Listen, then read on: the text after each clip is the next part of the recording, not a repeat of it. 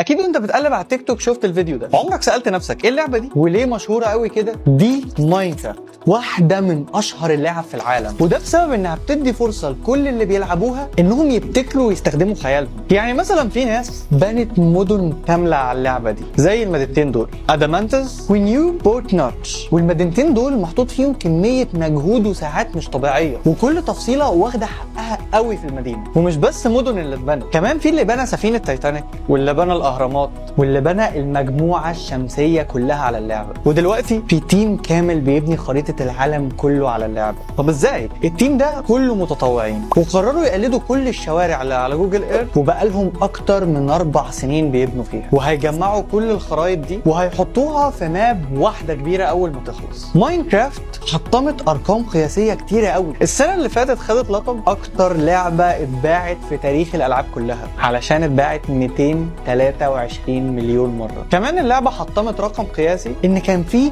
100,000 واحد بيلعبها في نفس الوقت. قولوا لي، عمركم لعبتوا ماينكرافت؟